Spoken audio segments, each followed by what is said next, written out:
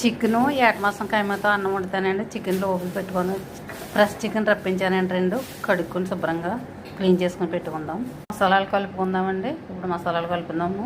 సినిమాన్ powder, Darshan powder అండి, ఉప్పు, black pepper, 7 peppers అన్నీ కలుపుకుందాం. ఇప్పుడు ఇదిగోండి మొత్తం మసాలాలు అన్నీ కలుపుకున్నాం. ఇందులో పెట్టుకుందామండి. సెట్లో పెట్టుకొని ఆయిల్ మూత వేసుకొని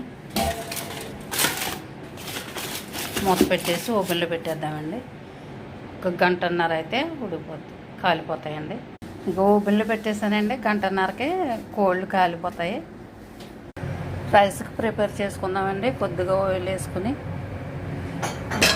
స్నోబర్ అంటారు కదండి, అన్నం పైన వేస్తారు, స్నోబర్ వేసుకుందాము. ఇదిగోండి స్నోబర్ వేగిపోయింది, తీసి పక్కన పెట్టేసుకుందాం. ఇప్పుడు రైస్ చేయడానికి ఉల్లిపాయలు వేసుకుందామండి. ఉల్లిపాయలు వేగిపోయాయి. ఏటమొక్క టైం అన్న ఇప్పుడు ఏటమొక్క టైం వేసుకుందాం.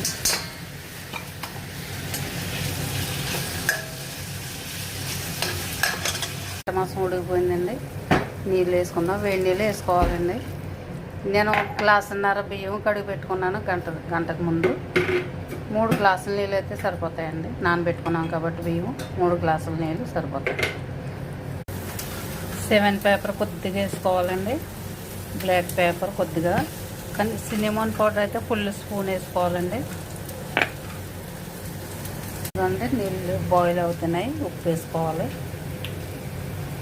నీళ్ళు బాయిల్ అయిన తర్వాత ముందునే కడిగి పెట్టుకున్నాను కదండి, గంటకు ముందు కడిగి పెట్టి ఎంత చెప్పినంత అంత మంచిదండి. రైసు పొడులాడుతుంది. ఆ బియ్యం వేసుకుందాము. 1.5 కప్పులు బియ్యం అండి. నేను 3 కప్పులు నీళ్ళు వేసాను. మూత పెట్టేసుకుని ఉడకనిద్దాం. రెడీ అయిపోయిందండి. చిన్న మంట మీద పెట్టుకుందాము. మంట చిన్నది పెట్టుకుని దాని మీద పెట్టుకుందామండి. ఇప్పుడు మాడకుండా ఉంటుంది రైస్.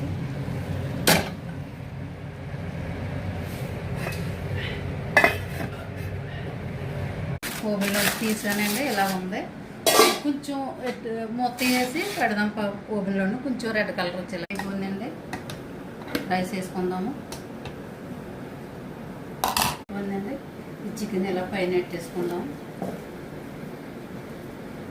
వాటర్ ఉంది కదండి, పైన కూడా వాటర్ వేసుకుందాం. నట్స్ అంతా పైన వేసుకుందామండి. ఇలా లెబనానీ ఫుడ్ ఏంటండి, ఇది లెబనానీ ఫుడ్ అండి. Lebanon food rice